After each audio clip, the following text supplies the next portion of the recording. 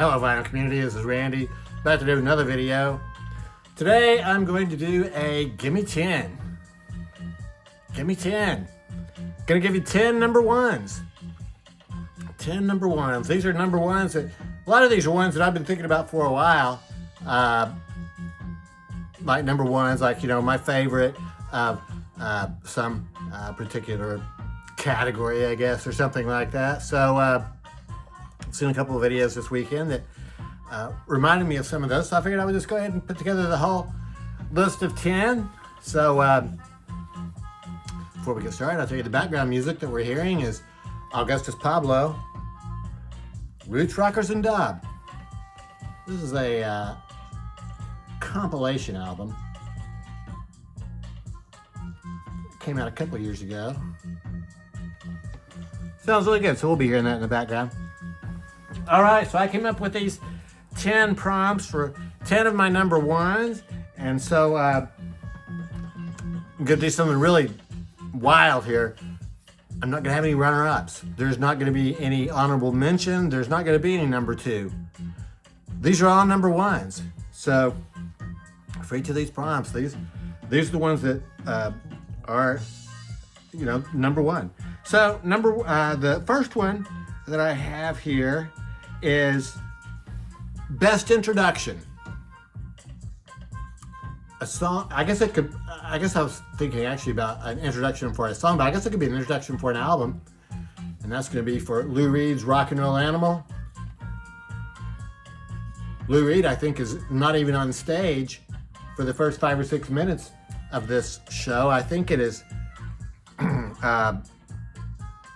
Dick Wagner and Steve Hunter on guitar playing this intro, with Ray Colcord on keyboards,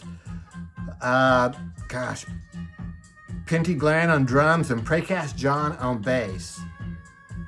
So just a really wonderful intro to the song Sweet Jane. That is my number one intro. That record is on RCA Dynaflex record. Number two, the best single side of a record.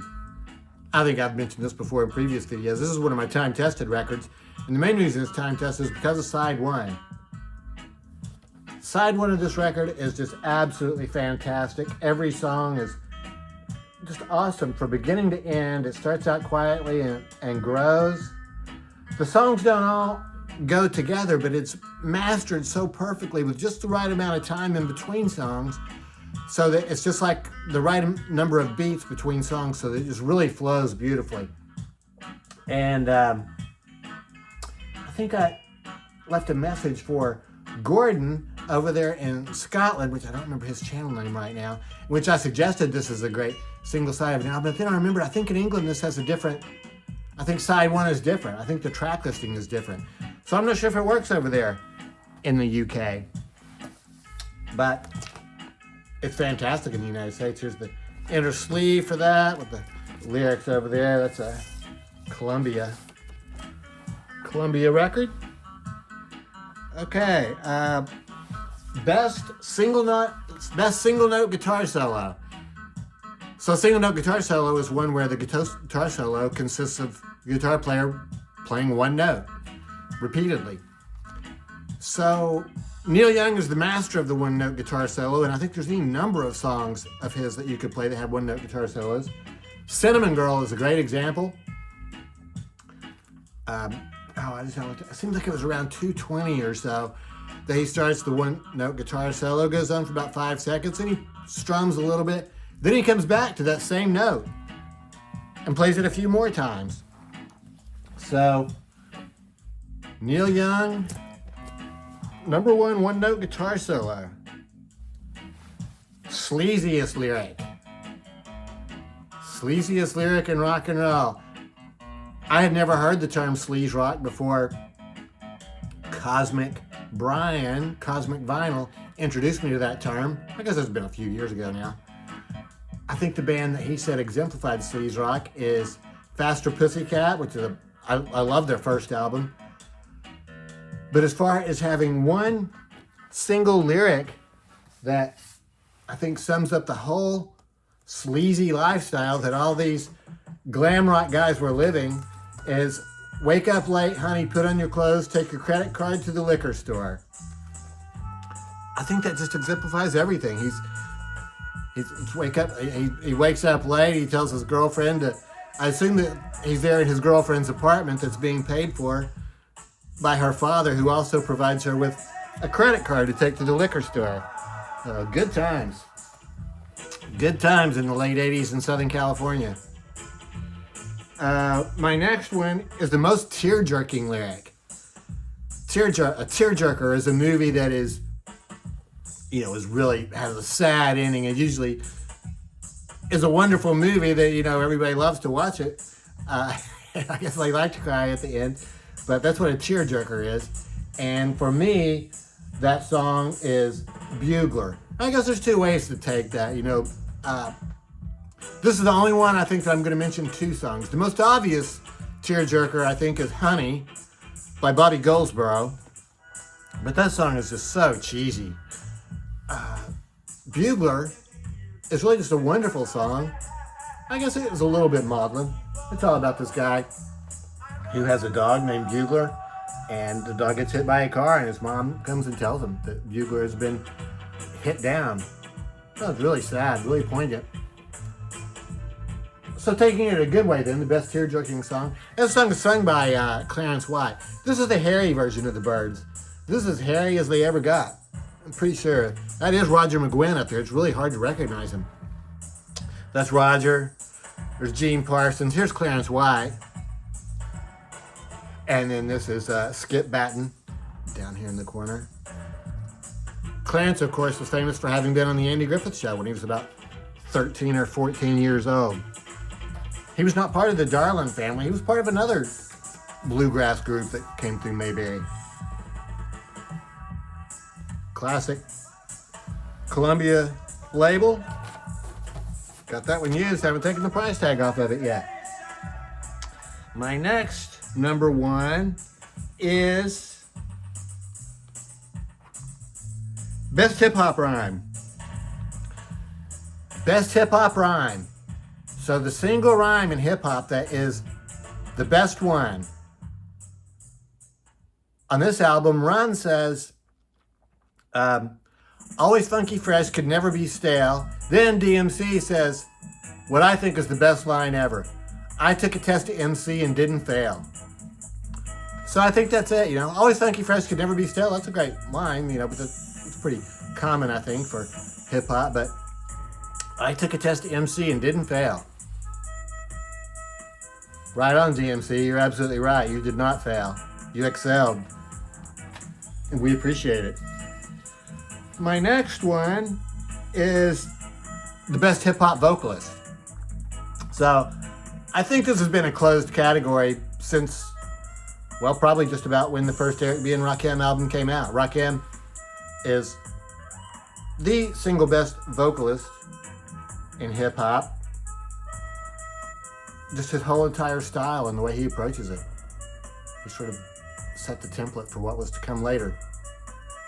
Eric B. too, I think, with some of the samples and stuff on these albums, was a pace setter, but really just the style of Rakim's rapping. Let's see, best falsetto. Rock'n'Roll has a lot of great falsetto voices. Some people almost falsetto all the time, like John Anderson. But in the song Fool to Cry, Mick Jagger sings in his normal voice for most of it. But then his daughter starts talking to him and tells him he's a fool to cry. And he sings that in a falsetto voice, which is just perfect. Black and Blue, recently re-released. I don't need to get it because I still have my original. Custom label on that one. Rolling Stones records. All right, that was the best falsetto. The best scream in rock and roll. This is the one that really got me started on this whole video. And I've thought about this for a long time, and I'll tell you what I finally have decided on. Slaves and Bulldozers. Slaves and Bulldozers. That was a tough choice. I had another band entirely, and I was just about to use them. But then I remember Chris Cornell, and yeah, he just has one of the best screams. So Slaves and Bulldozers. Yeah, I tell you, that's about 358 is the point where you can go to in that song to hear that part. And let's see. Oh, and here's the other one that another one that spurred me on to do this one. The most psychedelic lyric. So the single most psychedelic lyric in rock and roll, I am going to say, it's from the song Dark Star, first song on side 2. Glass hand dissolving in ice, petal flowers revolving. Doesn't that paint a picture for you? Glass hand dissolving in ice, petal flowers revolving. Jerry sings that in the song Dark Star. This record is Smiling on a Cloudy Day. This is a compilation album which compiles, I think, the most psychedelic songs from their first 3 albums. Dark Star actually is not on an album at all. It was just released as a single, but the single edit, the 2-minute version, is on this record, which is on this really cool looking sort of a magenta colored vinyl there, I think. And number 10, best use of fuzz tone. There's a lot of fantastic rock and roll songs that use distortion or fuzz tone. I'm just going to call it a fuzz tone is what I'm referring to here. And in the song Taste of Cindy, last song on side 1. This whole album is actually just, it's fuzz galore. It's all kinds of fuzz, and it's fantastic.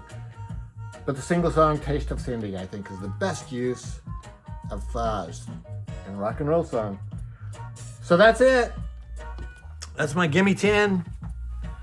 My Gimme 10 for these categories. So I'm pretty sure most people in the vinyl community will agree with all those choices that I made. I think they're all pretty clear cut.